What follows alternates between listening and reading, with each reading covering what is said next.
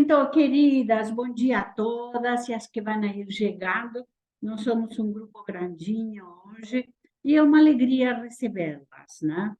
Hoje tem gente nova, nós estamos cheios de visitas novas, então eu vou dar uma palavrinha sobre a escola, o que é a escola, que é o propósito, por que que o nome é espanhol, né? Escola de Mulheres, eu já falei aqui algumas vezes, era um programa de televisão que minha mãe assistia quando eu era adolescente, e que era uma escola de moças, né? Não tinha homens na escola. E eu rescatei esse nome, né? E o nosso propósito é dar instrumentos, subsídios, ferramentas para as mulheres que trabalham com outras mulheres, ou que eventualmente querem saber de si, ou que, enfim, estão interessadas em alguns módulos, né?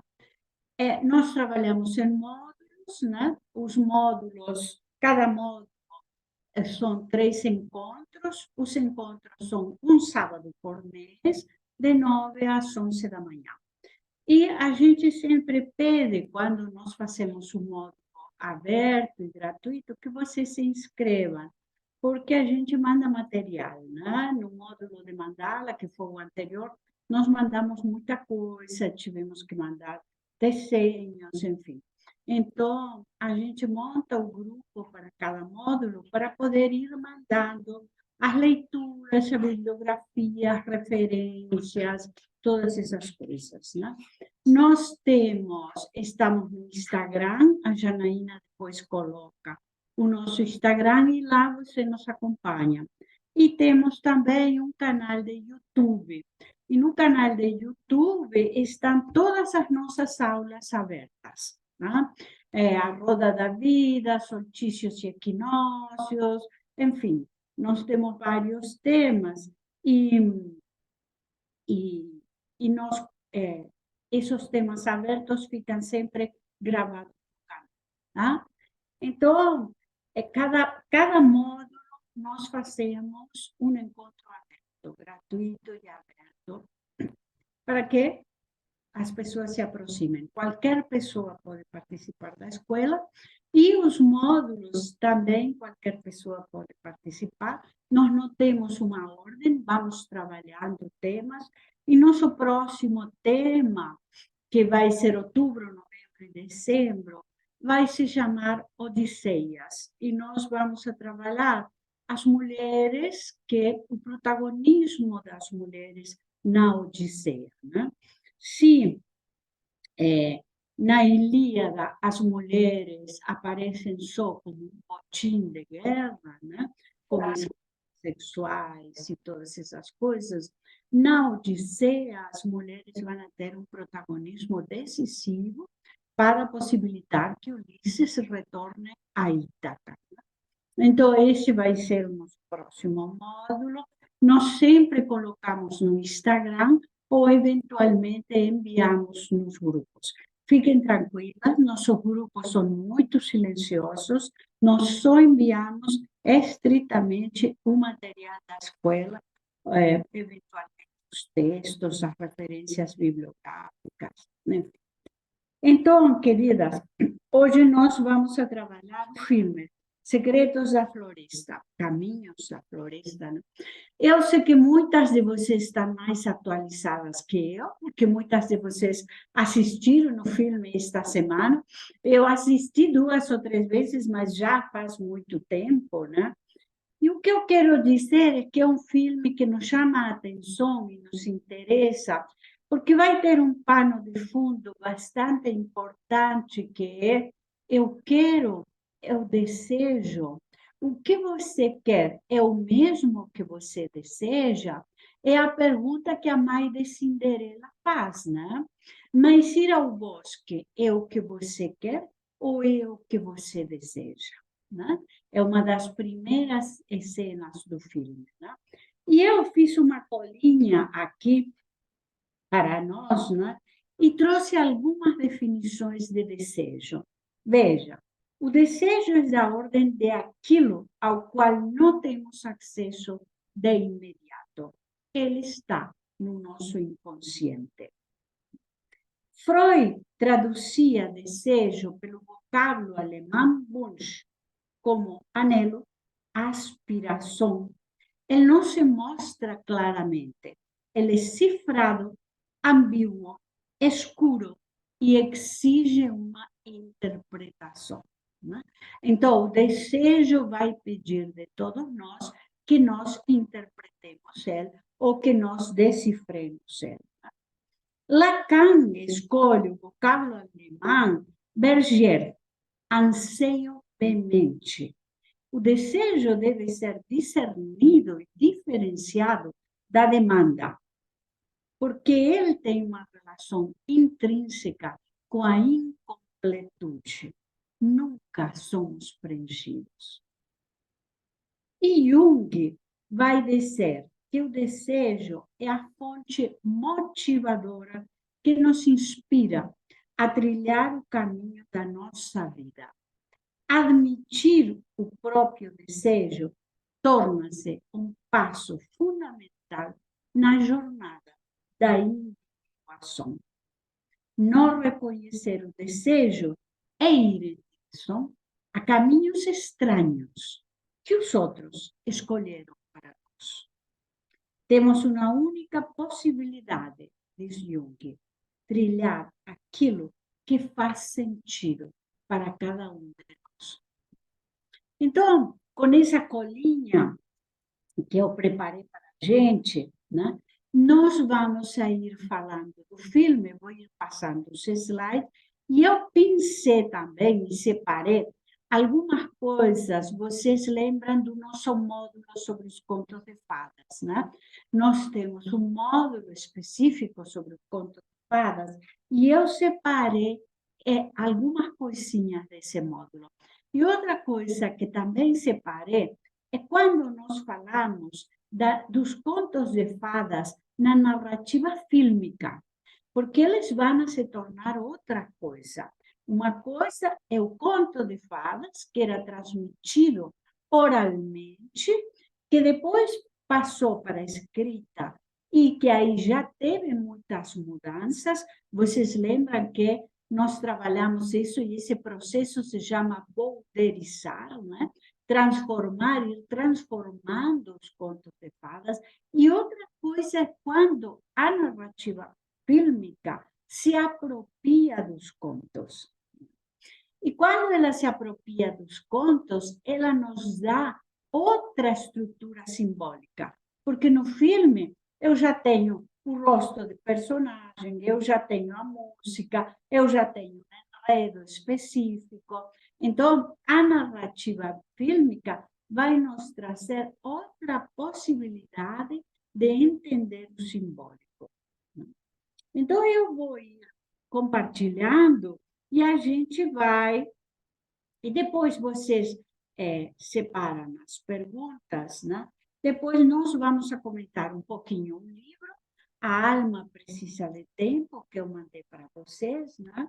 Porque tem algumas coisas nesse livrinho, é um livro interessante para vocês lerem, ele é pequenininho, tá? A Verbenna Katz é psicóloga, é professora na universidade na Alemanha, é uma junguiana, uma psicóloga junguiana, e ela vai trazer algumas coisas que nos interessam para trabalhar esse caminho da individuação, da subjetividade e para trabalhar a estrutura simbólica. Né? Então, eu vou ir compartilhando aqui, depois vocês anotam as perguntas e no final a gente fala delas, né?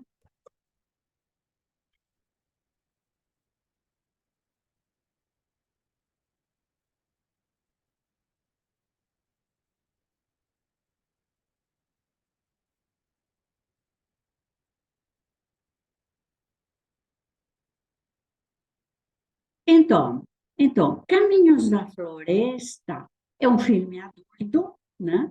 Ele vai fazer uma releitura, né? De algumas narrativas, né? Como o Chapeuzinho Vermelho, a Cinderela, né? O Padeiro que não tinha filhos, né?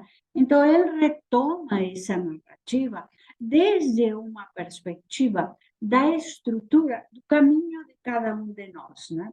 O caminho de cada um de nós que se passa a partir de vicissitudes, desencontros, adentro do bosque, e o bosque é uma metáfora do inconsciente, né? E é uma metáfora do recôndito, daquilo a qual nós não temos acesso, né? Então, eu acho interessante, a bruxa, vocês viram no filme, é a Meryl Streep, né? E então, ele vai se passar trazendo diversas narrativas que se entrecruzam, né? Diversas narrativas que se articulam e se vinculam entre si, né? E onde nós vamos encontrar várias coisas, né? Qual que é o nosso desejo, por onde que nós caminhamos, que decisões que nós tomamos, e as decisões têm consequências, obviamente, e nós vamos ter que sustentar isso, né, de alguma maneira, né?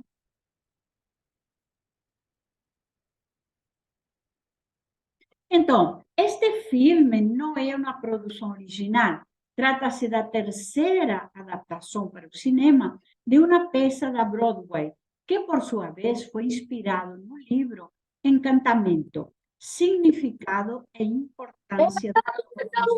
Deixa eu ver. Alguém está... Faz pergunta para ele. Virgínia, isso, obrigada. Pode assistir, Maria Flor, pode assistir, princesa. Bom dia, Maria Flor. Bom dia. Então, este é um filme, é uma adaptação, então voltamos a essa história do conto e de como a narrativa fílmica se apropria dos contos, né?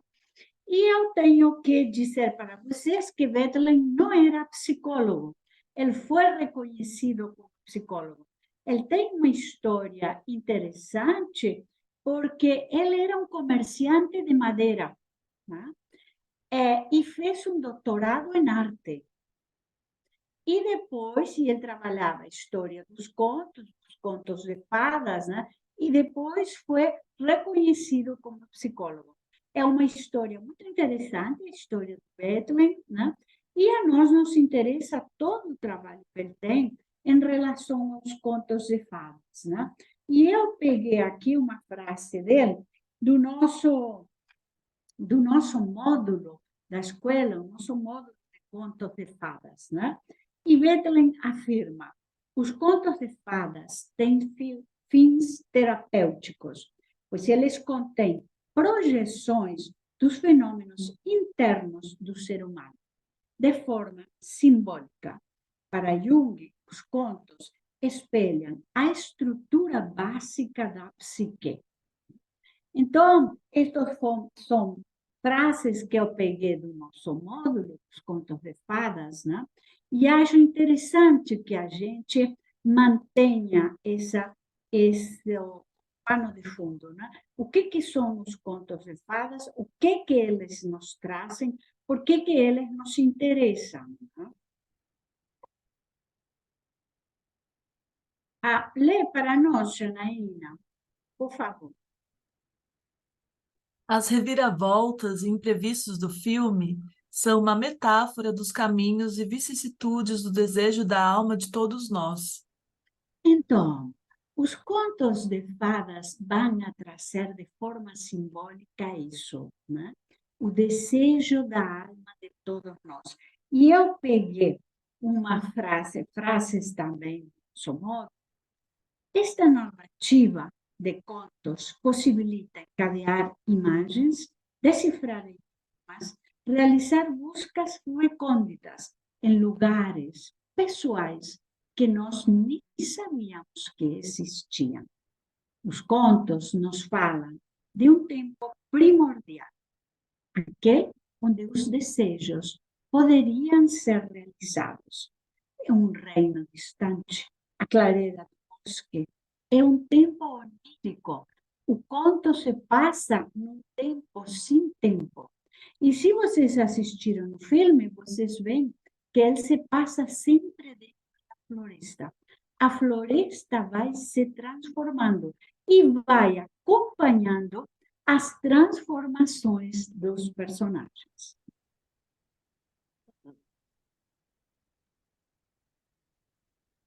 A proposta não é de um final. A proposta não é de um final feliz, mas do final possível, dentro do que a existência nos permite. Quando parece que tudo está bem, aparece uma reviravolta surpreendente, nos lembrando de que o inconsciente não é linear nem previsível. O inconsciente de todos nós é previsível, né? E ele é atemporal, não sabemos disso, né? Eu posso estar colado numa cena de quando eu tinha 7 anos, né? Então, não há temporalidade, nem há linearidade na estrutura inconsciente.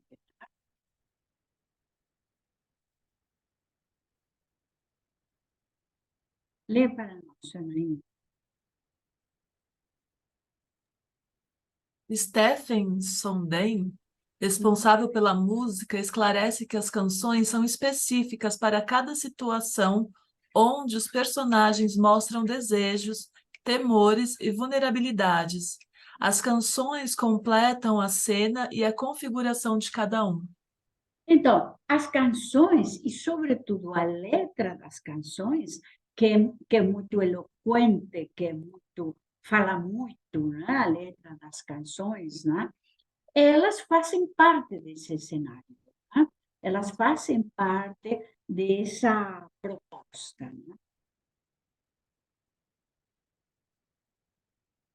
Sim, Janaína. A floresta é um símbolo universal. Escura ou iluminada, densa ou não, será o caminho obrigatório daqueles que precisam se libertar, se transformar e aprender. Então, uma coisa interessante, a floresta é uma estrutura simbólica, né?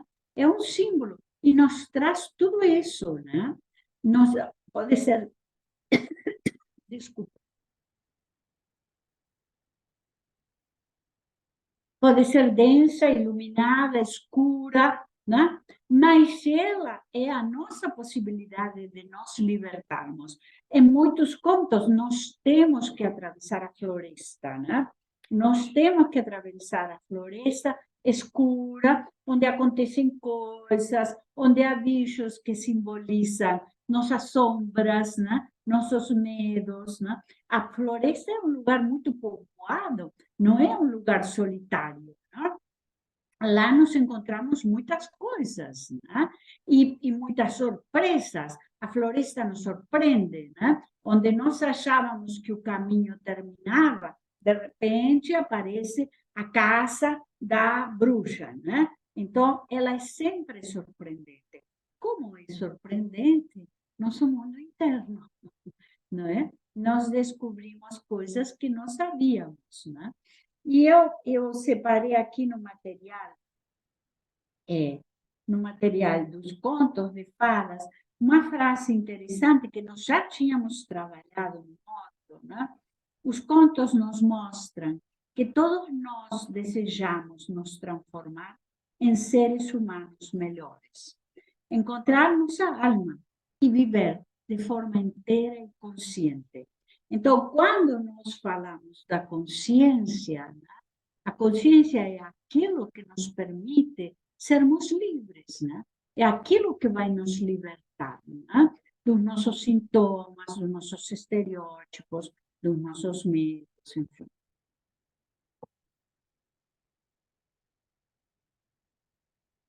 Ela também se vincula, estamos falando da floresta, né?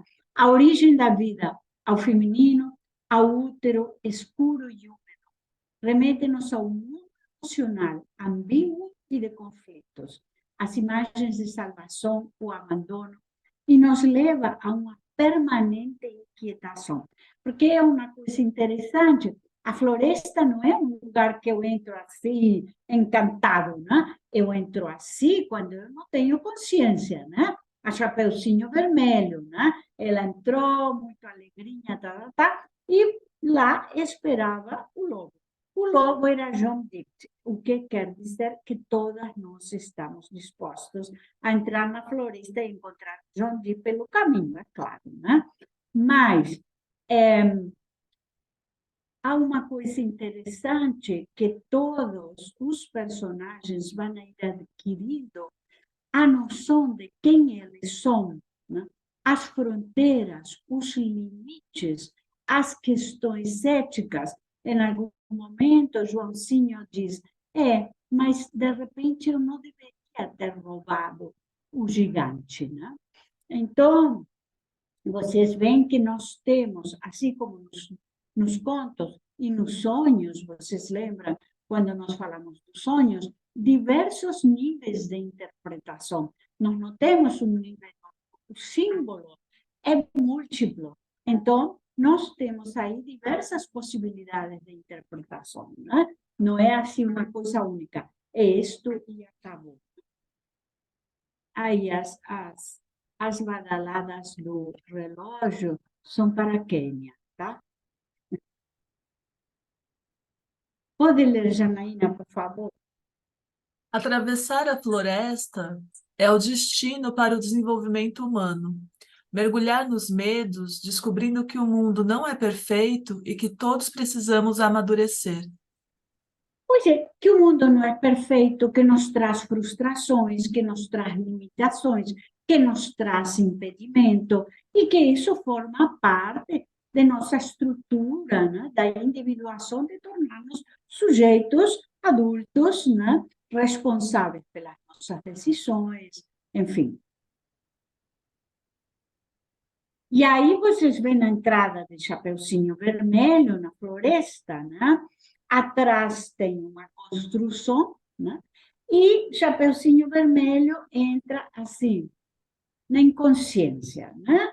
Cantando e, enfim, com pouca noção de para onde ela se dirige, né? Com pouca prudência, né? Com pouca noção dos perigos que a floresta pode esconder. Sim, Janaína. O contraponto deste lugar recôndito e desconhecido é o castelo, uma construção humana da qual conhecemos os detalhes, porque foi feita por nós e nos traz a sensação de proteção e segurança. Então, é isso. O contraponto da floresta é o castelo, né? Então, o castelo tem muros, o castelo está protegido. O castelo nos dá essa falsa sensação de tranquilidade, porque a floresta e a proximidade à floresta nos traz sempre uma certa inquietação, né? Uma certa inquietação. Como é que vai ser? O que tem lá? Né?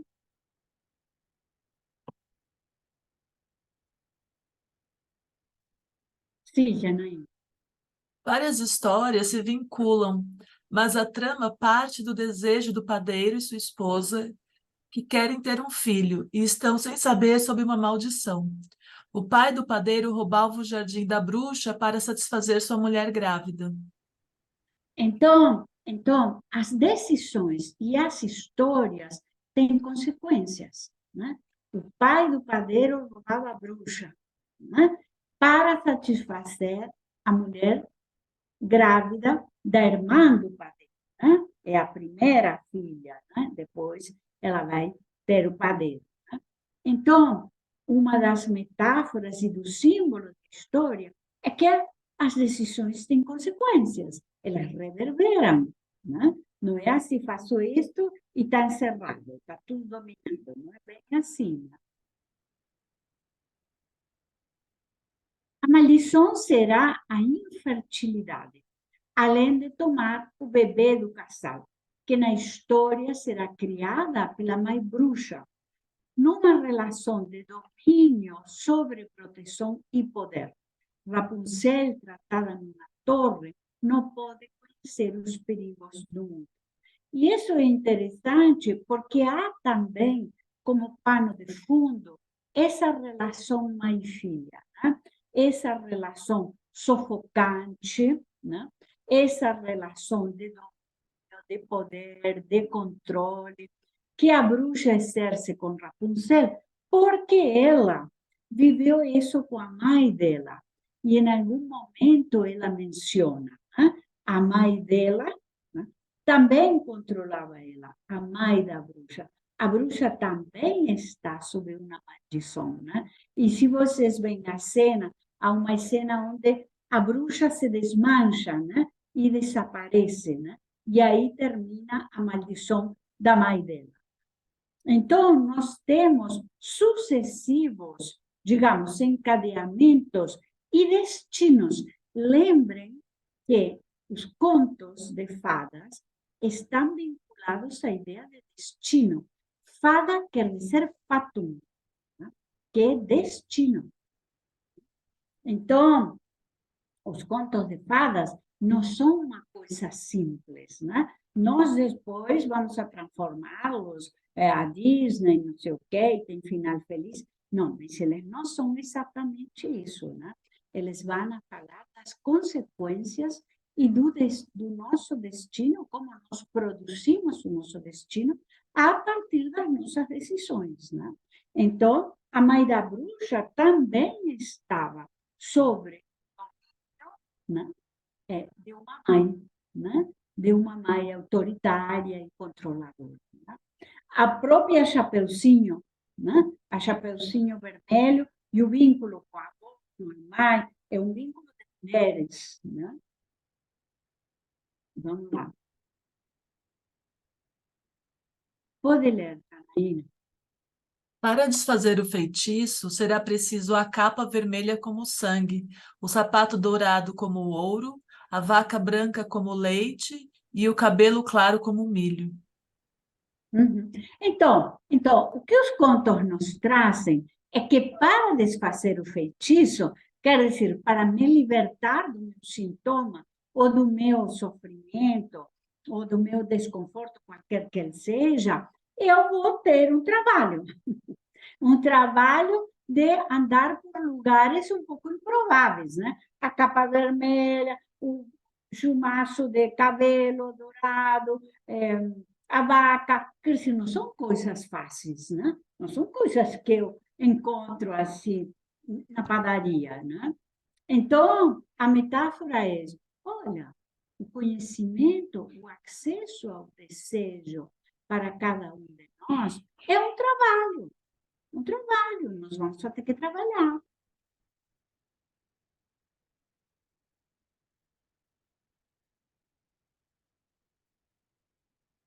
Sim, Janaína. O casal pretende realizar seus desejos a qualquer preço, e isso vai possibilitar o entrelaçamento de diversas histórias acontecendo ao mesmo tempo.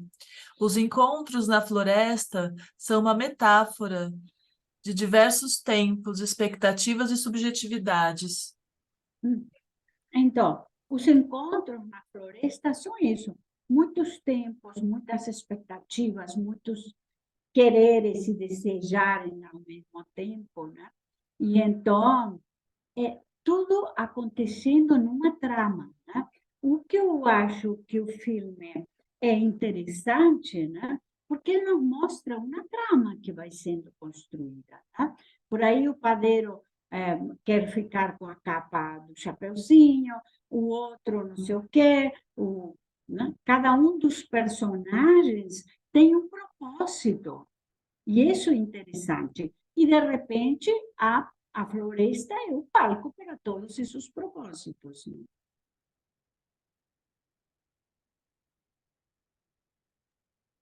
Sim, Janaína. Cinderela, ambígua, fugindo de um príncipe pouco ético e sedutor. Eu não fui criado para ser verdadeiro, fui criado para ser encantador. Vai amadurecer, entender a humildade e se fortalecer. Porque a Cinderela, no começo, é muito ambígua, né? Será que eu quero o príncipe mesmo? Ou eu prefiro ficar lá na casa com minhas irmãs, né? Elas me maltratam, mas eu estou num lugar conhecido e num lugar que eu tenho domínio da situação, né?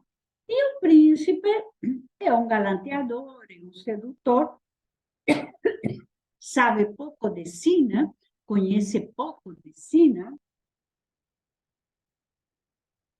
E foi criado para a conquista, para a sedução, né? Então, ele não foi criado para ser verdadeiro, foi criado para ser encantador, né? E a Cinderela vai fazer suas próprias escolhas, vai ir construindo um universo onde ela vai percebendo os limites e vai se percebendo, né? E se vocês lembram da cena onde a Cinderela se aproxima do padeiro, né? Com o bebecinho, a mulher do padeiro tinha morrido, né? E a Cinderela se aproxima do padeiro com o bebecinho, né? E eles ali fazem uma configuração que não é um par romântico, né? Mas é a possibilidade de construir cada um sua história, né? O padeiro assumir sua paternidade, né? Ela construir, né, um caminho próprio, independente do príncipe ou da mãe morta, né? Como dizia Freud, nossas figuras parentais mortos determinam nossa história. Chapeuzinho, criada numa família de mulheres, mãe e avó, vive o masculino como devorador. Entretanto, não é tão ingênua e será mostrada com qualidades e defeitos. Ele mergulhou com secretos mentirosos. Agora, eu sei coisas que não sabia. É muito interessante essa frase do Chapeuzinho, né? Agora, eu sei coisas que não sabia. Então, é importante essa perspectiva. Só um minutinho, gente. Eu vou ter que abrir a porta. Só um minuto.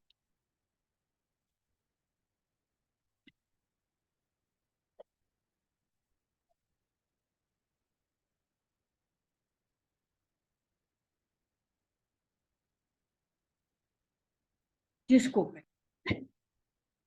Desculpe. Então, agora eu sei coisas que não sabia. Tá? Então, a perspectiva de Chapeuzinho de ir sabendo, de ir amadurecendo, de ir sabendo quem ela é. Eu sei coisas que não sabia. Eu sei coisas que não sabia porque eu fui engolida pela minha ingenuidade. Ele me engoliu com secretos mentirosos.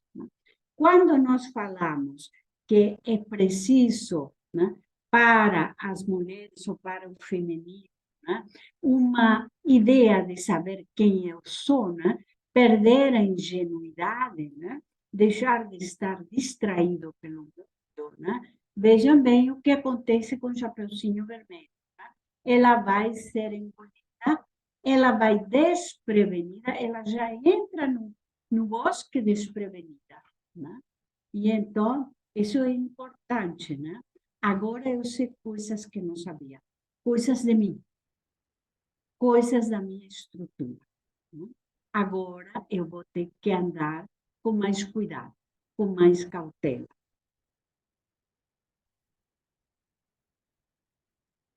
Sim, Janaína. Rapunzel, presa numa torre protegida da vida e realizando os sonhos de uma bruxa-mãe, que também teve uma relação de castigo e submissão em relação à sua própria mãe. Uhum. Então, veja, nós estamos repetindo esse cenário, né? O Rapunzel está presa na torre e a mãe acha que a protege, né? Então, deixando ela, digamos, super protegida, ela vai ser aquela que não sabe se defender, não é? A melhor maneira de fragilizar alguém é sobreprotegê-la, né? Então, eu estou sobreprotegendo Rapunzel, né? Nessa perspectiva, estou deixando ela completamente frágil à mercê, né? E a bruxa, algo nos dá a entender que a bruxa, né, aprendeu duramente, né? A partir da relação que teve com sua própria mãe, né? Porque a bruxa também é uma figura de muitas ambiguidades, né? E de muitas dificuldades, né? ela tem algumas dificuldades em saber que ela quer, para onde que ela vai, né? João, um menino sem pai, preso a uma mãe distante e crítica, resolve sua vida de forma fantasiosa e megalomaníaca, enfrentando gigantes. No obstante, consegue voltar à realidade e assegurar o sustento. Então, João é um menino sem pai, também com uma mãe muito especial, muito distante, muito crítica, enfim, que não estimula ele, né? Mas ele tem uma perspectiva de fantasia, de megalomania, né? Então, ele encontra os gigantes, ele rouba dos gigantes, toda essa coisa, mas consegue levar para casa. Em algum lugar, ele tem uma noção e uma perspectiva do que é fantasia e do que é real.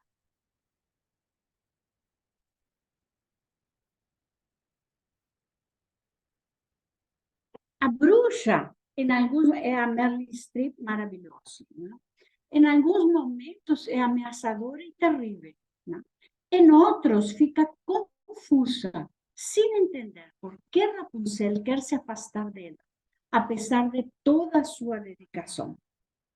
Então, isso é uma coisa interessante, né? Essa maternidade que fala assim, mas eu me entrego a você, mas eu te dou tudo, mas eu te... Né? E aí, quando o outro diz, sim, mas eu quero ser livre e tomar minhas próprias decisões, aí há todo um estremecimento, uma dificuldade, enfim. Nesse exercício, quando nós fizemos, acho que um módulo, nós trabalhamos muito a relação mãe-filha no módulo da viagem da heroína e quando trabalhamos o filme Valente, né? A relação mãe-filha, né? No filme Valente aparece muito, né?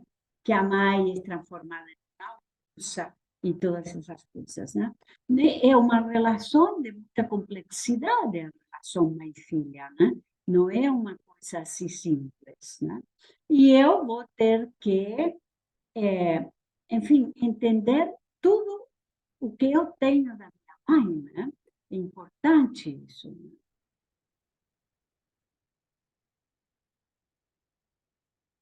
Os príncipes irmãos, um sedutor, imaturo e galanteador. O outro vivendo um vínculo onde as vicissitudes... Lê para mim, Janaína, que eu não vejo a última palavra. Os príncipes irmãos, um sedutor, imaturo e galanteador, o outro vivendo um vínculo onde as vicissitudes e os impedimentos marcam a falta de protagonismo. Ficar cego é um gesto que expressa essa dificuldade. Então, olhem que coisa, né? Porque, na verdade, a bruxa vai descobrir, né, que o príncipe visita Rapunzel na torre, né? E vai castigar ambos, né? A Rapunzel, ela corta o cabelo, enfim, a castiga para ficar em uma ilha isolada, e o príncipe, quando está retornando, ela levanta, né, uma cortina de espinhos e o príncipe fica cego. Então, essa dificuldade do príncipe saber de si, esse masculino que sabe pouco de si. Então, quando o ano que vem, nós vamos a trabalhar masculinidades, né? E vamos a falar desse masculino que sabe pouco de si, né? E que acha que está abafando, claro, né? Vivemos uma civilização patriarcal, então poucas vezes o masculino se pergunta sobre si, mas sempre acha que está abafando.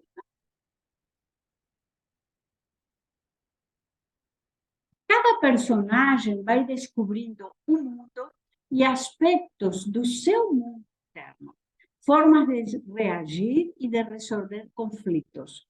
Será preciso pensar no que queremos, por que e como nossas vidas podem mudar se realizamos nossos desejos. E então, quando a gente está falando do desejo, e o desejo é alguma coisa inconsciente que nós vamos a ter que ir, né, descobrindo, entendendo, interpretando, né? Mas ele vai determinar os caminhos da nossa vida, né? Ah, bom, meu desejo é ser dançarina de balé. Eu descobri que não vou ser mais advogada, vou me dedicar aos palcos. Sim, mas o desejo tem que ser sustentado, porque ele tem consequências. Eu viver de acordo com o meu desejo implica renúncias, às vezes rupturas, né? Mudanças de rota, né? Então, não é uma coisa assim simples. Não, porque isto é meu desejo. Não, não, não.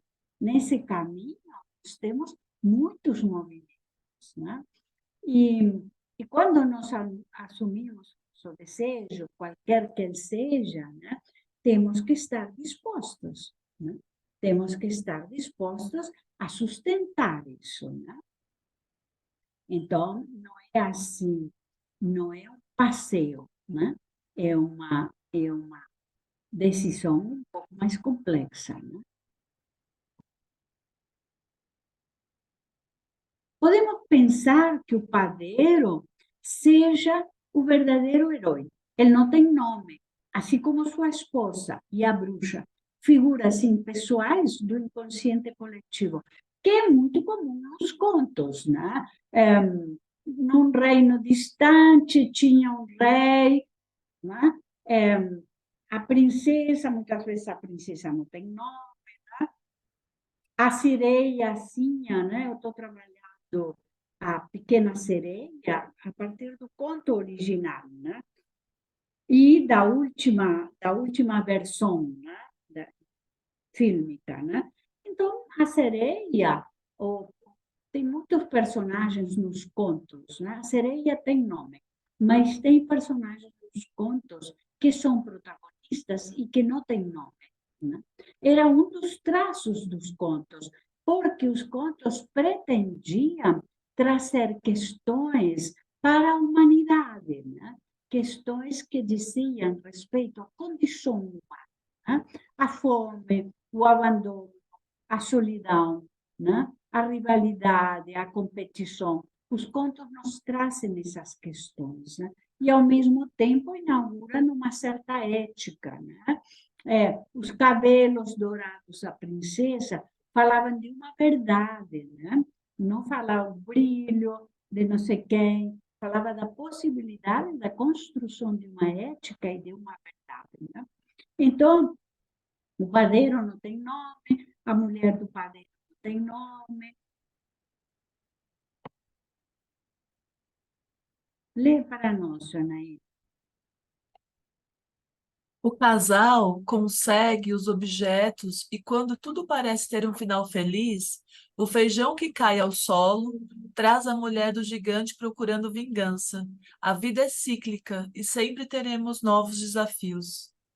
Então, o casal vai conseguir todos os objetos. E é uma cena muito interessante, porque o feitio se desfaz e, de repente, a barriga da mulher do padeiro faz puff, né? E aparece uma barriga assim, né? Então, vejam, ninguém tinha reparado que, né, tinha no bolso de alguém sementes, né, da árvore lá, né, do feijão que vai crescer, né? E essas sementes possibilitam que a mulher do gigante desça à terra. Então, ninguém percebe muito bem. Estava todo mundo ocupado com outras coisas, né? Mas a mulher do gigante vai descer, né? E vai cobrar o que é dela, né?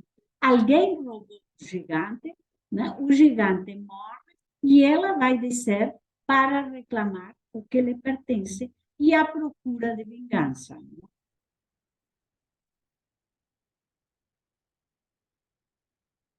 O gigante traz os personagens a seu verdadeiro tamanho, limite e fragilidade. Isso é muito importante, né? Porque uma das coisas que a gente encontra quando está trabalhando, né, sobre o que eu desejo, como é que eu vou construir minha vida, é o encontro com os limites, né? O que é possível, né? O desejo nos traz, é um como. O desejo nos traz as nossas fragilidades, os nossos limites, o nosso tamanho real, a noção do que é possível. E eu vou ter que me conciliar com tudo isso para viver em paz, né? Senão minha vida vai ser um inferno. Senão vai ser um inferno. Pois é, eu queria ser concertista de violino aos 70 anos. Bom, eu vou tentar fazer o que é possível, né? Se eu consigo tocar uma valsa, está de bom tamanho e está maravilhoso. Então, o desejo sempre nos confronta com isso. O que é possível, até onde vou, onde que são meus limites, minhas fronteiras. E a entrada da gigante no cenário vai trazer essa perspectiva, né? Ela é gigante, pelo tanto, os humanos são pequenininhos. Os humanos ficam de tamanho pequeno. E isso é interessante, né? Porque nós nos confrontamos com o nosso tamanho. A segunda parte do filme mostra ensinamentos importantes. Será preciso olhar para o nosso lado sombrio. Alguém tem o microfone aberto, por favor, queridas? Será preciso olhar para o nosso lado sombrio, a mesquinhez e ganância, para não ser surpreendido pelos nossos monstros vingativos. E isso é importante. Quando eu trabalho minhas possibilidades, meu processo, né, de individuação, de subjetivação, né, eu vou ter que me reconciliar com muitas coisas. Senão minha vida vai ficar muito difícil. Tá? Eu posso me tornar uma pessoa amarga, né? Uma pessoa crítica dos outros, eu posso me tornar uma pessoa vingativa, eu vou ter que me reconciliar com quem eu sou e com o que é possível. Né? Senão, as coisas ficam complexas. Né? Alguém está de microfone aberto? As coisas ficam complexas, né? E aí minha vida se torna muito difícil. Lê para nós, Janaína, por favor. A floresta também muda, está irreconhecível. Será preciso um esforço coletivo para se livrar da mulher gigante. Um tempo de reflexões e, ao mesmo tempo, de acusações mútuas. Há uma cena assim muito interessante. Veja, a bruxa já está restaurada, né? Porque o feitiço também tinha envelhecido a bruxa e agora ela já está restaurada, está bonita, volta a sua forma, digamos, né? E há uma cena que eu gostei quando ela diz: pois é, ninguém assume sua responsabilidade. Tudo é culpa da bruxa, mas não é tudo culpa da bruxa, né? Como se uma instância fora de pudesse determinar as vicissitudes que eu vivo na vida, né? Ah, não foi meu chefe, foi não sei o quê, foi o governo, foi o outro, foi o outro, foi o outro, né? E eu, de alguma maneira, não assumo a minha parte nessa história. Tá? E aí é um momento de acusações mútuas, né? Foi você que roubou do gigante, foi você que não sei o quê, foi você. E a bruxa menciona isso.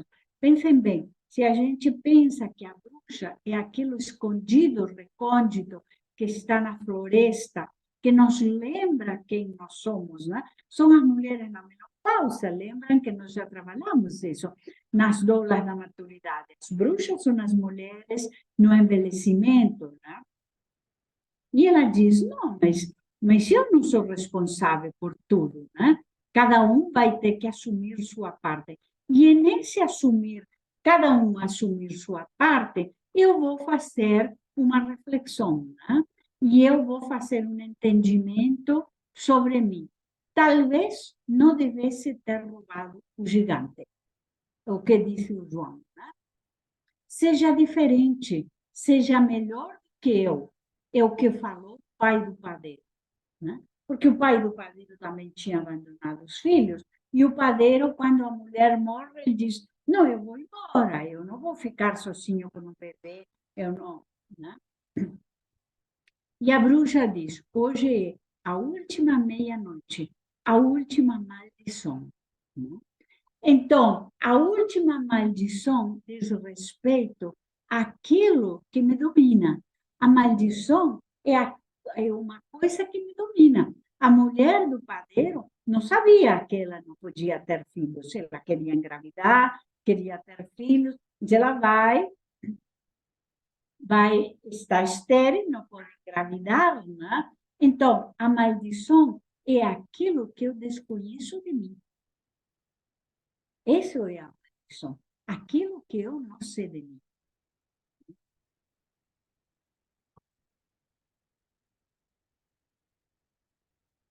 O filme nos mostra que será preciso ter cuidado com o que desejamos, porque os desejos são como crianças. Eles tomam seu próprio.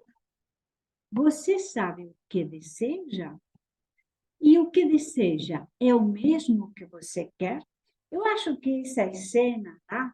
Que a mãe de Cinderela, quando ela vai no bosque a chorar, né? E a mãe de Cinderela aparece, né? E aparece na árvore, e a mãe de Cinderela diz: "Bom, mas ir ao baile é o que você quer ou é o que você deseja? São coisas diferentes, porque o que eu quero, eu posso ir na loja e comprar, né? O que eu desejo, não. E o que eu desejo determina a minha história e determina os caminhos psíquicos e determina meu processo de individuação. Bom, aqui nós terminamos, né? Eu vou parar de compartilhar e, e nós vamos a conversar um pouquinho e vamos a conversar também sobre o que traz o livro, né? Que eu trouxe ele porque eu acho que se vincula um pouco ao processo de individuação e ao desejo, né? Antes de continuar, para as pessoas que estão chegando, eu quero falar que este projeto Escola de Mulheres não é só meu. Eu trabalho com Janaína e com Raquel. Raquel, não sei se está por aqui, mas ela está um pouco doentinha hoje e ela vai participar em silêncio. E então, é um projeto a três, não é um projeto a um, né? Então, é muito importante que isso seja dito, e porque provavelmente eu sozinha não conseguiria levar este projeto à frente, né? Então, quem está chegando já conhece a Janaína, e breve vai conhecer a Raquel, que é a nossa artista prêmio Nobel. Então, vamos lá. Quem quer falar alguma coisa, queridos?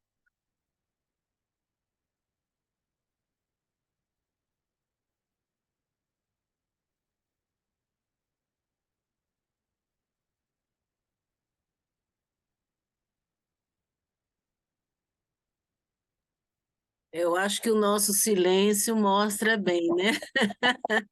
Estamos Sim. meio que encantadas. Vocês não são tímidas, então se vocês estão silenciosas, eu vou esperar um pouquinho, senão a gente vai para o depois no final nós podemos. E é um filme também encantador, né? Em que uma hora a gente se identifica com o personagem, tem outra hora que a gente se identifica com o Sim. outro, né?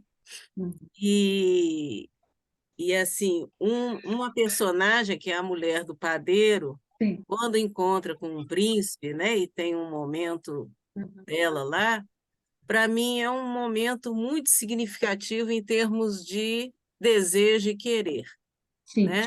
Porque ela fala, toda mulher gostaria de encontrar um príncipe, Sim. né? Mas quando ela encontra, ela não fica muito satisfeita, igual a Cinderela, né? E ela prefere voltar para o padeiro dela, né? Mas aí vem vem a morte, né? Que, não sei, nos contos de fada, a morte geralmente é uma solução meio drástica, né? sim, Interrompe tudo, interrompe uma. é, Bom, se alguém mais lembra dessa cena e puder sim. falar, porque para mim ficou muito significativo, mas eu não consigo tudo que eu senti ali naquela cena. Eu Sim. lembro e me intrigou muito, porque ela morre. Ela trai o padeiro, logo em seguida ela morre. Sim, E sim, parece, e ficou assim, bem nítido assim para mim, que um castigo, né? sim.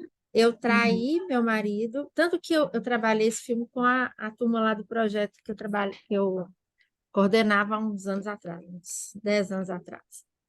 E aí, quando eu passei o filme para essa turma, né, um dos, dos, dos professores que estava assistindo falou: bem feito. Uhum. Quem mandou trair o marido? Bem Uhum. feito. É, ela tinha que ter morrido mesmo. Sim. E aí, isso me deixou assim, um pouco intrigada, sabe, no filme. Por Uhum. que ela morreu? Até agora eu estou pensando, por que ela morreu? É uma Uhum. pergunta que fica. Uhum. E aí eu queria, assim, É Marisa, verdade queria ver isso, sua... Virgínia. Aparece como um castigo, sim. Aparece como um castigo.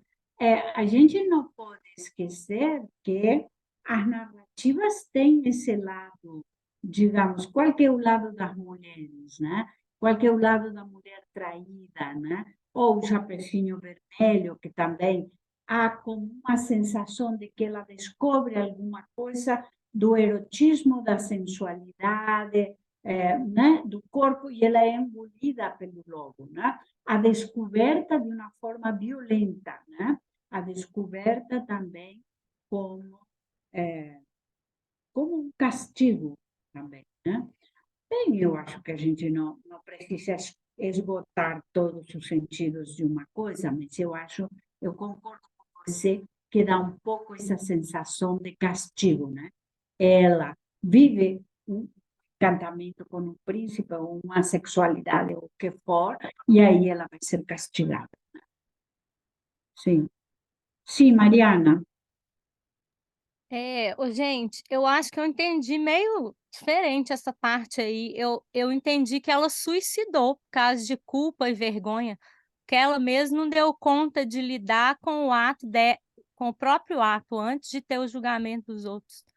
Mas pode ser uma Pode interpretação. ser. Sim, sim, Mariana, mas as histórias são várias camadas de interpretação. Acho interessante isso que você disse. Mariana, linda, Márcia Francisco, tô com Ei, saudade sua, Márcia! lindona. Oi, mulher!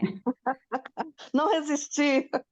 Não, na hora que chegou só com aquele negocinho, falou que ela foi encontrada embaixo do precipício, na hora me veio essa cena, que ela Sim, pulou por escolha própria. Que ela deve pode ter ser. ficado com a cabeça muito dançada lá depois. E tipo assim, eu preferi o suicidar do que encarar a Pode culpa. ser. Pode ser. Mas não Pode sei. ser. Uhum, uhum. A questão também o que mais me toca no filme é a última cena, é muito tocante. A música que eles... A letra da música, né? Toma cuidado, né? Que as crianças desejos são crianças, toma cuidado com o que você fala. As crianças estão ouvindo, né? Nossa, é muito bonito. É ele com o bebê no colo, né? Me tocou muito. E a presença dela, né? Na verdade, ela morre, mas ela fica ali do lado, falando, pedindo para que ele conte o que ele viveu, né, pro filho. Que ele fica assim, e agora, o que que eu faço, né? O Uhum. que eu faço? Ela falou, conta a história, fala a verdade, né? Sim, Fala a verdade. sim. E é muito bonito. Não é muita coisa, é um filme tão rico, né? Sim, A bruxa queria Marisa, que você falasse um pouquinho dessa questão da bruxa virar um piche, né? Uhum. Sim, sim, Como que é isso? desaparecer, né? Desaparecer. Eu achei essa cena muito impactante, né? A bruxa, que pode simbolizar muitas coisas, a consciência, o lado escuro, né? A maldição, enfim, o controle também de algumas coisas, mas que é, obviamente, uma mulher no envelhecimento, na maturidade. A bruxa não é a fada que pode ser uma moça, né? Uma doncella. A bruxa simboliza sempre o reconhecimento de quem eu sou na maturidade, né? Em quem eu me transformo, né? Ou em quem eu vou me transformar. Né? E o desaparecimento, porque a bruxa quer voltar a ser jovem. Né? A bruxa quer voltar a ser jovem. Né? Ela não está muito em paz com quem ela se transformou. Ela se transformou numa mulher que envelhece, né? É isso, né? Mas ela quer voltar a ser jovem, né? E eu acho que o desaparecimento tem um pouco a ver com esse desaparecimento do querer improvável. Né? O querer improvável, né? Eu estou no envelhecimento e eu vou ter que viver com isso, né? E me conciliar, enfim, ser feliz com quem eu sou na velhice, né? O querer improvável é eu querer ter 30 anos outra vez. Né? Bom, é uma possível interpretação, não quer dizer que seja a única.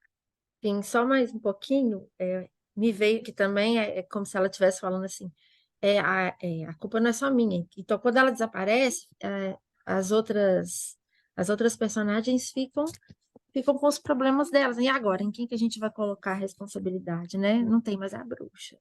Hum. E é uma das últimas falas dela no filme, né? Tem essa questão de não tem como eu não envelhecer, né? Uhum, Fisicamente. Então, eu me derreto, né? uhum. E, se não me engano, ela que salva também o gigante. A giganta morre por causa dela, não é? Não é ela que mata? Sim, porque eles Isso. fazem um esforço coletivo, cada um faz uma parte, né? Um atrai a bruxa, o Joãozinho atrai a bruxa, o outro não sei o quê. E essa cena é interessante porque mostra isso, né? Eles conseguem derrubar a gigante porque cada um faz um pedacinho do que do que poderia ser feito, né? Senão fica muito difícil. Sim, sim. Sim, Marisa, Denise. Denise? oi, então, são muitos desdobramentos, né? Muitas coisas para pensar. Mas tem uma cena, primeiro, essa consciência que veio na segunda metade em forma de uma grande mulher, uma giganta, né? Uhum. Fico pensando, por que não é um outro gigante? Por que é uma mulher, uma giganta, né? Sim, Então, assim, sim. queria depois que você falasse um pouco o que você acha disso. E uma cena também que me chama muita atenção, que depois que a giganta aparece, cobrando lá, querendo um menino, e a mãe do menino enfrenta ela, né? A mãe do menino que enfrenta, tentando ficar tão grande quanto ela. E aí o masculino interfere, né, e derruba essa mãe, que a mãe também acaba morrendo, uma outra que morre, né? Sim, Mas morre por ter sido calada ali na defesa sim. do filho, né? Isso me intrigou bastante, assim. Queria se pensar, o que você pensa a respeito disso? É interessante isso que você traz, Denise. Eu não tinha pensado nisso. A mãe do João morre porque alguém empurra ela. Um homem empurra ela. Um homem que tinha a ver com o castelo, né? Que simboliza a É, instituição, institucionalizado, né? Não foi o padeiro, né? Foi um homem que simbolizava a institucionalização, né? O silenciamento das mulheres, né? Tá certo isso, Denise, é interessante isso que você traz. O silenciamento das mulheres a partir dessa ordem. porque a mãe do João não se intimida, né? A mãe do João Não, enfrenta a giganta, né? Enfrenta a giganta e está disposta a ir em frente, né? Mas ela vai ser empurrada, é, né? Ela vai ser silenciada. é. Sim, Denise, sim, sim. Tem muito a ver. Eu não tinha pensado nisso que você disse, mas faz muito É, sentido. e eu acho também que por que que vem em forma de uma giganta e não um outro gigante, Uhum. né? Fico pensando sobre isso. Porque eu não sei se você concorda, mas eu penso que essa energia inconsciente de tentar provocar o caos, mas um caos que resolve as coisas é muito mais do feminino do que do masculino, Sim, não é? sim, Porque quando as sim. coisas estão, parece que chegou o final feliz, que os Uhum. contos de fada, né, na maioria das vezes costumam contar, vem aquela energia feminina enorme, né, trazendo uma mudança, propondo uma mudança muito radical. Então, eu fico pensando nisso, nesse potencial de revolucionar, de tirar as coisas do lugar que o inconsciente feminino tem. Você acha Sim, que teria a ver o fato de ser uma muito, giganta? Não sei, muito, fico pensando. muito. Acho que sim, Denise. Acho que tem muito a ver. O feminino que desordena, né? O feminino que quando Isso, está tudo certo, já está no castelo, né? O filme poderia ter terminado aí, né? Em outra versão, o filme poderia ter terminado aí. Não obstante, o filme tem outra parte fundamental para que cada um saiba quem é. Mas eu acho perfeito E isso essa que você giganta traz. vem cobrar o que é dela, né? É, é, é. E Uhum. cobrar é, o mundo dela que destruíram, né? Sim, sim. sim. Cris Bonetti. Cris? Pronto, é que eu estava com uma dificuldade de abrir aqui meu microfone, eu não falei antes. Só voltando um pouquinho à questão da traição. Muitas vezes a traição não é só entre um homem e uma mulher, né? Ou num caso assim, pode ser outros tipos de traição também Sim, que eu vejo, hum, né? Que eu consigo perceber, sim, projetar para outras possibilidades, né? sim, De traição também. Tudo aquilo, então, é o que vem daí. hum, E também o que vem daí, aí pode vir também essa mulher do gigante, quer dizer, uma terceira pessoa que vem também tentar defender alguma coisa. E eu achei interessante também o príncipe, né, da Cinderela, ele ser educado para seduzir. Então, é aquele barba azul, né, sim, que pode vir em diversas situações. É aquele hum, predador que talvez o sim, encantamento que a gente tenha esse encantamento que alguns homens, ou hum, em várias, não só pessoal, mas até em alguma situação, né, de trabalho mesmo. hum, Então, aquele encantamento, ele se transforma numa dor. hum, A gente acredita naquilo ali. Então, o nosso predador interno também, sim, que olha aquilo ali, aquele hum, príncipe da Cinderela. sim, No caso, a Cinderela é um caso de amor, uma coisa assim, mas podem ser outras situações.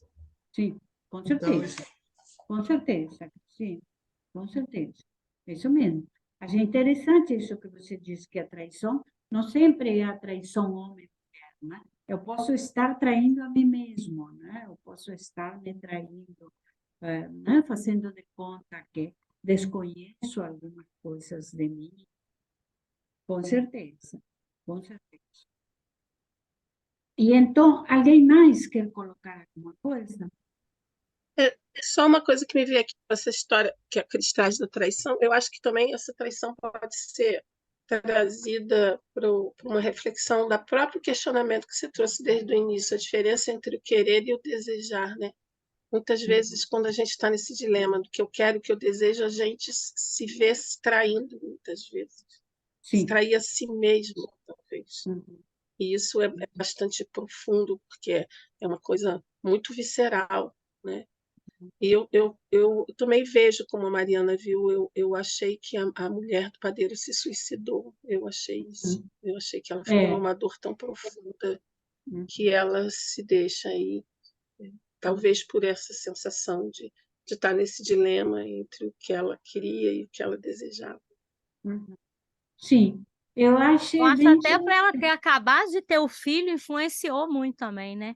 Não foi assim uma coisa passageira. Ela tinha acabado de. Eu fiquei até me questionando se ela realmente queria ter o filho, porque ela tinha eu acabado de ter também, o filho. Mariana, eu Nossa, ela tinha também. acabado de ter o filho, ela teve um outro desejo, assim, que às vezes era dela e ela não conseguia admitir. Então, ela já estava naquele casamento, talvez, que era um modelinho padrão esperado para ela e não quem ela era de verdade. E naquele momento lá, às vezes deu um supetão lá, nossa, será que era esse modelo mesmo que eu queria para minha vida? Ou era lá o príncipe, pronto. Só que talvez na cabeça dela ela não deu conta de lidar Sim, sei lá, se era o desejo, ou o sim. momento Isso lá. que você diz, Mariana, eu também fiquei pensando se era dela o desejo de ter um filho, tá? Se era realmente dela, né? Porque o filho fica com o padeiro, né? E então me deu a sensação que o padeiro estava trazendo uma história familiar, né? A mãe tinha ficado estéril depois né, do feitiço da bruxa, né? Então, até onde o padeiro não se faz cargo de uma história que não é dele, e ele quer ter um filho. Eu também me perguntei E isso. Será aí que o isso aí desejo... simboliza que a mulher ela está colocada naquela posição de atender o desejo do marido que tem uma história que Sim, precisa ter um filho, talvez não é a sim, dela. sim. O que diz Jung, né? Quando a gente atende o desejo do outro, entra por caminhos tortuosos, né? Entra por caminhos difíceis, né? Tá E certo. ela, o filme dá sinais de que ela deseja o príncipe desde o primeiro momento que ela viu o príncipe, né? Sim, Ela se apaixona. sim, Ela olha para ele, olha para Cinderela e fala assim, como que você não quer um homem desse, né? sim, E ela treme nas bases na hora que ela vê aquele homem. E aí ela sim. fica assim, nossa, acho que a partir daí ela começa a ficar, né, Sim, porque desestruturada. ela fala com a Cinderela quando encontra o sapato e a Cinderela diz, porque eu estou fugindo de um príncipe? Ela diz, eu nunca fugiria de um príncipe, não É, é? Eu e nunca ia fugir de um príncipe. Achar isso, né? Ela acha isso muito estranho, a Cinderela sair correndo do príncipe. Né? e eu achei, assim, para mim, quando eu vi, e vi também as outras pessoas que estavam assistindo comigo, a cena que ela fica com o príncipe é muito gostosa de ver. Uhum. Então, assim, é como Sim, se inconscientemente, assim, nós mulheres, nossa, que homem lindo, nossa, que momento gostoso, né? Que ela sente aquele frio na barriga e dá aquele beijo naquele príncipe lindo, maravilhoso. E logo depois morre, né? E assim, aí assim, desestrutura. Não, mas por que que ela não morreu? Aí a gente fica pensando, será que ela vai ficar com o príncipe? Né? E fica doida para ela ficar com o príncipe. Isso foi a minha interpretação lá, quando eu tava, meu sentimento, né? Nem foi uma interpretação na hora que a gente vê aquela cena. Mas é isso. sim. Então, gente, eu indiquei este livrinho, vocês conheciam? Acho que, eu não sei se eu indiquei em outro momento, aqui na escola, porque é um livrinho que eu trabalho com os alunos da pós-graduação de transpessoal, né? E eu, Marisa, oi, parece que a Denise passou o livro em PDF, né? Acho que eu posso passar você para o passou, grupo. Denise? Ah, Ela então me tá. mandou, aí eu Então a mando no gente grupo. já falou dele, né? Mas eu quis resgatar algumas coisas e eu pensei, o texto, as folhas que eu mandei para vocês, eu não fiz nada diferente, eu simplesmente pensei algumas coisas, né? Porque eu acho que essa ideia do processo de individuação, de descobrir qual é meu desejo, de configurar isso como possível na minha vida, precisa de tempo. Precisa de tempo. Então, quando a verbena diz processos precisam de tempo, eu estou no texto que vocês têm, que a Janaína mandou para vocês. Processos precisam de tempo. tudo aquilo que precisa se desenvolver precisa de tempo, né? Mas o mundo interior, na nossa civilização, né, obcecada pelo triunfo, pela eficiência, pelo bem-fazer, mundo da tecnologia, né, nós damos pouca possibilidade do tempo. Nós temos que ser efetivos, produtivos, enfim.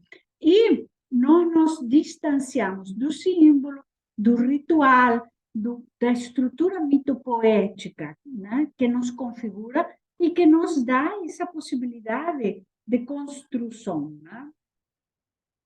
Em contos e mitos, os processos simbólicos nos cativam emocionalmente. Eles reverberam na nossa psique. Nos sentimos emocionalmente revigorados e intelectualmente desafiados, né? Que foi o que nos acontece agora, né? A gente conversando sobre o filme, e aí começa a descobrir outras possibilidades, outras leituras, outras interpretações, né? Para imaginar, e é importante isso, para imaginar precisamos de um conhecimento sobre nós mesmos. A imaginação é um recurso que nos ajuda a lidar com as incertezas do futuro, mas para isso precisamos de tempo. Quando nós falamos da imaginação, não estamos falando da fantasia. São coisas diferentes. Não estamos falando de eu me evadir da realidade, procrastinar, eu tenho que ir a trabalhar, fazer minha tese de mestrado, vou ficar aqui fantasiando. Não é disso que estamos falando. Estamos falando do imaginético, do imagético, né? Como recurso simbólico que nos ajuda a saber de nós. Então, não estamos falando da fuga, né? Dessa imaginação que nos ajuda a fuga. Será necessário desapressar, ou seja, abrir mão da velocidade supérflua para dar atenção às necessidades da alma, que se expressam nos sonhos e na imaginação. Eu gostei muito dessa palavra. Gostei muito da palavra desapressar. Porque nós vivemos na pressa, né? Na pressa, o que eu tenho que fazer, o que eu tenho que terminar, o que eu vou... Né? Nós vivemos nesse universo da pressa. E será preciso isso. Desapressar para escutar o que a nossa alma nos diz. Então, nesse sentido, eu acho que este livro nos traz, assim, algumas, o que eu mandei para vocês são pequenos pontos, né? Depois vocês leem o livro com calma, porque acho que é um livro que vale a pena, né? Mas será preciso transformar a nossa vivência em uma experiência, em um entendimento, né? E para isso eu vou precisar de tempo para saber o que eu vivo. Se vocês lembram, quando a gente falou das dolas da maturidade, o primeiro, né? Encontros ao entardecer, né? O primeiro ciclo das dolas da maturidade, nós falamos muito do tempo da ancianidade, né? Anciã é uma palavra que remete ao mundo medieval, né? Qual que era o tempo daquelas mulheres que viviam nos bosques, né? Parteiras, curandeiras, serveiras, como é que elas elaboravam o tempo da própria existência, né? Qual que era o tempo. Então, na antiguidade grega, ócio, xole, significa estar livre de obrigações políticas e de trabalho assalariado. Né? O que nós já sabemos, né? Os gregos fizeram filosofia porque os escravos trabalhavam, né? E as mulheres trabalhavam e eram recluídas, né? Então, e uma coisa interessante na Odisseia, né? Neste módulo que eu estou preparando das mulheres, né? O papel do tear. Né? As mulheres gregas no tear construíam o simbólico. Né? E há muitas cenas, né? A própria Helena, em algum momento, chega à sala grande, a sala onde os gregos se reuniam, recebiam os hóspedes, né? E elas tinham uma cesta com as linhas e enfiando as linhas, que não era o tear grande, aquele que não poderia ser transportado, né? E elas acompanhavam a uma cena bonita quando Telêmaco vai visitar a Helena e a Menelau, né? Eles já tinham voltado de Troia, a guerra já tinha terminado, né? E a Helena senta perto do Telêmaco e diz: eu sei quem você é. Aparentemente, ela não está desviando o olhar das linhas, né? E ela diz: eu sei que você é o filho de Ulisses, porque você é igual a seu pai. E Telêmaco fica muito surpreendido. Se eu sou, eu vim para que você me conte alguma coisa de meu pai, disse o Telêmaco, né? E o Menelau, que era um pouco tapado, né? Desculpem, enfim, não tinha percebido que Telêmaco era o filho de Ulisses, né? Mas assim, eu estou falando isto porque qual era o tempo das mulheres no tear, né? Circe tinha um tear, né? Feito por Dédalo. O tear de Circe não era qualquer coisa. E quando chegam os homens, né? Quando chegam os homens no barco, se eles vão explorar e chegam na casa, ela está sentada no tear e não se levanta do tear. Ela interage com eles sentada no teatro. É importante isso, né? Saber qual que era. Então, esse tempo, né? Esse tempo, né? Que a Verbena Katz vai falar de Kairos. Kairos não é Cronos, né? Cronos é o tempo das estações, né? Da primavera, do verão. Cronos, o pai de Zeus, né? Kairos é o momento certo. O tempo, digamos, o tempo lúcido. O tempo no momento certo. E também não é Hermes. Hermes é Mercúrio. Ele tinha asas nos pés. Eu fiquei sabendo aqui pela verbena que Kairos também tinha asas. Eu nunca tinha lido sobre isso. E eu estudo mitologia bastante, né? Kairos é o tempo dos acasos felizes. Mas não é aquele tempo de Cronos que instaura uma nova ordem e vai instaurar as estações, os ciclos da vida, os ciclos da Terra, todas essas coisas, né? E aqui, eu tô na página 3, né? Porque a gente não vai ler tudo, né? Depois você relê o texto e vocês depois relêem o livro, né? Mas eu achei uma coisa importante, né? O homem da modernidade não tem uma meta diante dos olhos, mas um monstro dentro de si. Uma meta poderia ser ter tempo para a alma, respirar lentamente e desfrutarmos as experiências, absorvê-las calmamente e depois soltá-las. Então, nós precisamos desse tempo para a criatividade, para frequentar o mundo simbólico e para recuperar os rituais. Os rituais nos dão a ideia de quem nós somos. E também nos dão a ideia do coletivo. Então, quando assumimos uma postura empática em relação a nós mesmos, isso é muito importante. Ter empatia em relação a nós, porque não somos críticos, não somos rigorosos em relação a nós. Nós, não é, digamos, nós nos tratamos com a casca grossa, né? A gente trata a si próprio com a casca grossa, né? Quando assumimos uma postura de empatia em relação a nós, damos espaço às percepções e significação às chamadas emoções elevadas, como interesses, esperança, alegria, curiosidade e inspiração. Eu achei muito bonito isso que a verbena Katz coloca, né? E quando ela fala de Spinoza, do filósofo Spinoza, né?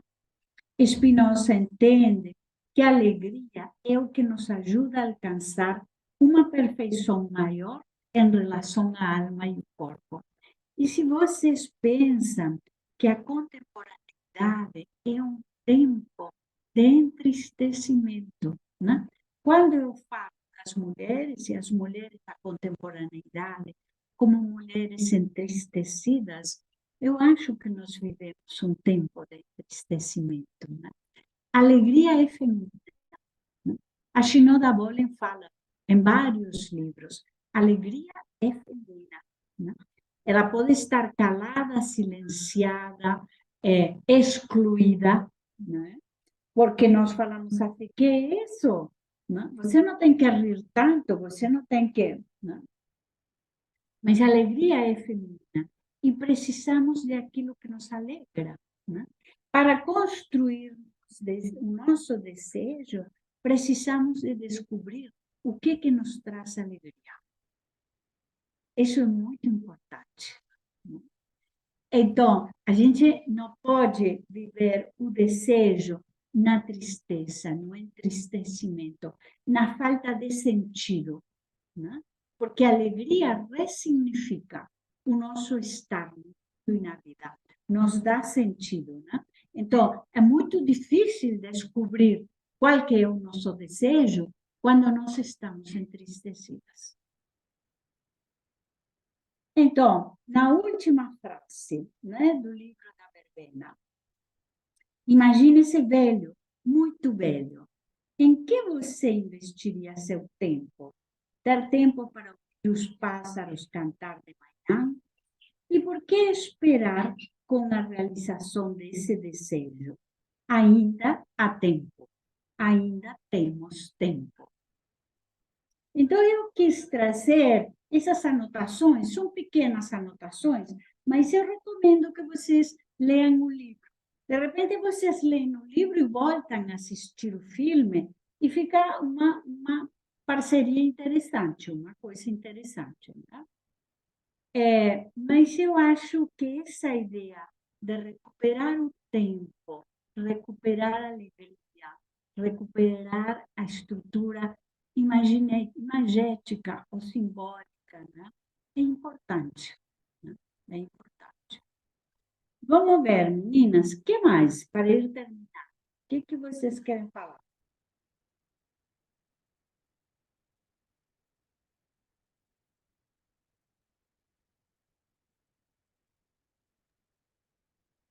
Ei, Marisa, tudo bem?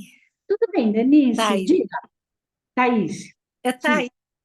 Sim, Thaís. Marisa, eu penso do filme, eu fiquei refletindo o comportamento da Cinderela fugindo do príncipe e o comportamento da esposa do padeiro querendo o príncipe. Sim. E nós, mulheres, na nossa sociedade, tem essa crença assim, se é um príncipe, o desejo da mulher é ter um príncipe do lado.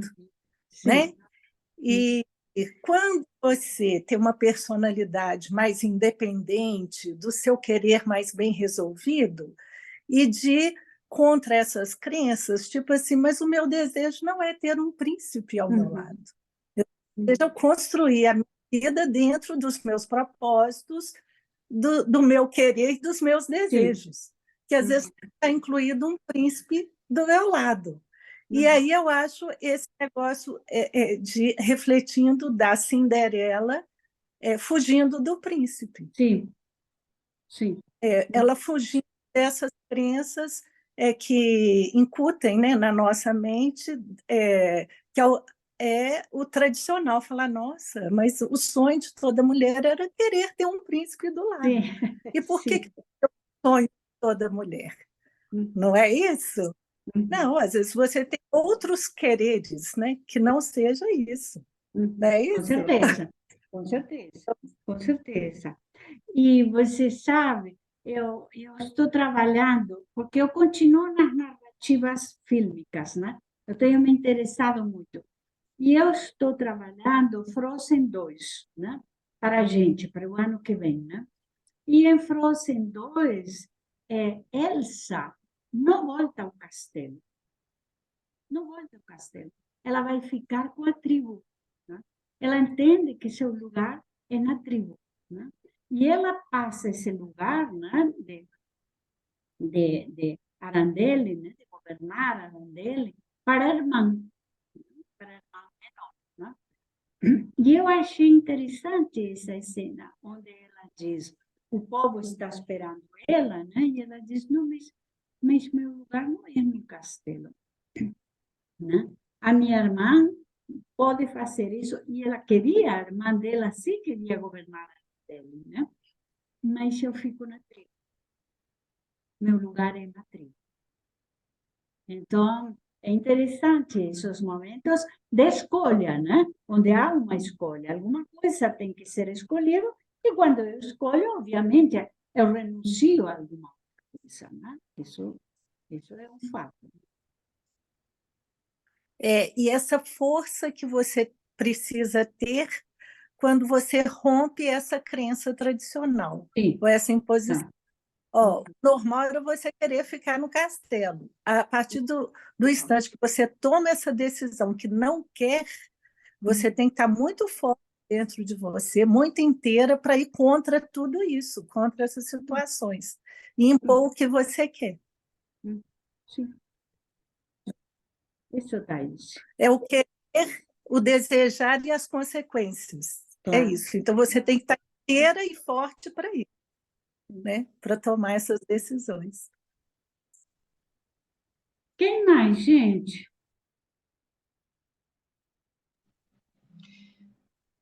E só para... Oi, Marisa. Apareci não, Francine. né? Não, Apareceu. agora, Apareci. sim. Aí foi. Sim, E quando a gente não toma essas decisões, aí vem esse entristecimento também, né? sim, sim. Então, assim, a gente vive você falou dessa contemporaneidade, a gente vive nesse mundo onde, apesar de uma luta e todo um exercício em busca desse feminino, você ainda é consumido ainda por essa estrutura. E como que a gente tem que exercitar isso o tempo inteiro, porque vira e mexe eu vejo isso muito até na minha vida e na vida de várias mulheres também que eu atendo, como que você é pego de novo e tem que retomar novamente, começar a exercitar, então é uma coisa bem permanente mesmo, nessa busca e essa pontualidade com relação a Sim. esse exercício, né? Sim, Desses ritos, né, e disso tudo. sim, Né? sim. Isso mesmo, Francine. A Francine é nova. Não, você não é nova, você já esteve em outro momento. Já, mas aí eu não sei por quê. O que aconteceu? Eu me perdi de alguma forma. A Francine diz que não está recebendo, Janaína. Então, uma coisa interessante, Janaína, explica para eles para entrar num grupo grande, que aí no grupo grande elas vão recebendo todas as coisas, né? Sim, normalmente, antes de fechar os grupos, eu coloco o link do grupo oficial, vamos dizer assim, onde todas as informações são enviadas, né? Porque a gente tem vários subgrupos de cada encontro. Então, com o tempo, a gente vai fechando esses subgrupos e fica com um grupão. Então, antes de fechar o grupo, eu coloco o link do grupo oficial para todo mundo entrar e continuar recebendo as informações. Mas fora isso, no canal do Instagram também tem tudo lá. Então, dá para buscar lá também. Eu coloquei o link do Instagram e do YouTube lá no nosso grupo desse encontro de hoje. Tá certo, tá certo. Gente, alguma coisa? Diga, Francine. Diga, Francine, você ia falar? Não, acho que Tá. era isso, né? Acho que é Tá bem. essa coisa mesmo, sabe? Bom, então, só convidar vocês para o nosso próximo módulo, que chama Odisseias, e nós vamos a falar disso. Das mulheres, vamos a falar concretamente da Penélope, da Circe e da Atena, né? Tem outras mulheres, de repente, lá para o ano que vem, nós falamos de outras, né? Mas não dá para colocar tudo ao mesmo tempo, né? Então, vamos a falar delas, depois nós colocamos no Instagram as inscrições, a gente sempre pede, a Janaína está colocando as datas, então, 7/10, 4/11 e 2/12, tá? Que façam as inscrições, né? Porque é por lá que nós mandamos os materiais, às vezes algum texto para ler, essas coisas, tá? Queridas, alguém mais quer colocar alguma coisa? Ficou alguma Eu coisa? quero. Sim, Eu quero falar só mais diga, uma coisa. Virginia. Eu acho Diga. fica até assim, aqui em casa está com movimento. Tem uma parte do filme que fala que parece que todo mundo está sozinho, né? As mães morrem, né? E a Chapeuzinho está perdida na floresta e a mãe do João morreu e tá tudo muito triste, né? Fala sobre essa tristeza. Sim, sim. E aí tem uma música maravilhosa que eles cantam lá, que fala, não, você não está só, né? Sua mãe não está aqui. As pessoas que você gostaria que estivessem não estão aqui, mas você não está só. Sim, É muito lindo, eu me emociono muito. Eu já vi esse filme muitas vezes. E todas as sim, vezes que eu vejo essa parte, porque é um filme terapêutico, né? sim. Então, todas as vezes que eu assisto essa parte, para mim é muito tocante. Uhum. Uhum. Sim. Eu vou assistir outra vez. Eu também assisti várias vezes. Mas como vocês me chamaram a atenção para algumas coisas, né? Eu acho que eu vou assistir outra vez também. Gente, então, podemos ir fechando. E a Eu, foto? Isso que eu ia falar, vamos tirar nossa foto. e a foto, por favor, abra nas câmeras, porque a gente coloca uma foto no nosso Instagram sempre, dos nossos eventos. Então, abra nas câmeras. Raquel, eu te desejo uma boa recuperação. Não sei se você está por aqui, Ela né? tá. Então tá, querida. A Raquel está um pouquinho adoentadinha hoje, por isso ela está em silêncio. Tá? Marisa, é a Márcia Francisco. Eu Sim, não Márcia, consegui. diga. Ontem eu procurei o filme, ele estava na Netflix e saiu. Eu já procurei, eu não estou conseguindo assistir. Se você tiver um link depois puder passar, porque Ele tá na Márcia, Disney, só tem Márcia. na Disney, Ele só tá tem na no tá na canal. Disney. Disney. Tá É. Só. bom. Então já Tem que resolveu. assinar. Não, tudo bem, eu tenho aqui, tá bom? Obrigada. Não tem. Tchau. Obrigada, Márcia, pela sua presença. Obrigada a todas as que estão se aproximando, as que estão chegando novas. A escola é um lugar que todo mundo pode frequentar, não tem nenhuma contraindicação, como os remédios, né? Não tem nenhuma contraindicação, como os remédios naturais. Então, vamos tirar a foto? Vamos. Tem algumas pessoas com a câmera fechada, mas eu vou tirar, tá? Abra na câmera, por favor, queridas. 1, 2, 3.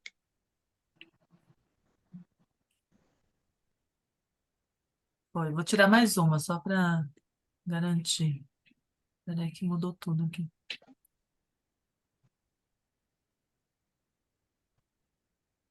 Pronto. E avisar, Janaína, que em 2 ou 3 dias a gente põe a gravação, né? Sim, a gente sobe a gravação para o YouTube e encaminha o link para vocês. Uhum. Iraci, que bom, querida, que você está encantada. Fique com a gente. Fique com a gente.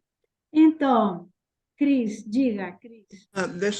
Bom, além de estar encantada também, ter sido muito forte esse trabalho de hoje, o pessoal que ficou querendo a caneca e que não pôde ir por algum motivo ao encontro, eu acredito que a caneca faça parte do pacote do encontro, né? Então, ela tem um valor. Sim. E também tem um valor para enviar. Então, eu penso que se a Raquel topar, a hora que ela sair desse momento, as pessoas interessadas que quiserem a caneca, fazer uma listinha e ver o valor da caneca, o valor do frete, porque eu quero. Sim, Eu sei aí, a Denise quer, a Carla quer, para a gente estar aqui com você tomando chá com a nossa caneca. perfeitamente. Eu acho que é uma questão até de pertencimento. Com certeza, com certeza. Ela está lindíssima. Olhem aqui. Ela está lindíssima. Ela está muito linda. Então, assim que a Raquel melhorar, nós podemos ver o preço, né? E fazer a caneca assim, ver o frete. Acho que pode ir numa caixinha, tem uma forma de pôr no correio. Perfeito, perfeito, Cris. Tá bem, tá certo. Tá bem, queridas? Um bom sábado, um bom fim de semana. Obrigada pela presença de vocês. Ela é imprescindível para que o nosso projeto exista e se mantenha. E a gente se encontra em breve no próximo módulo. Um beijo a todas. Tchau. Bom final de semana. Obrigada, Marisa. Bom final de Obrigada, semana. Marisa. Bom final de semana. Gratidão, um abraço a todas. Até a próxima. Beijos. Beijo. Beijo. Beijos.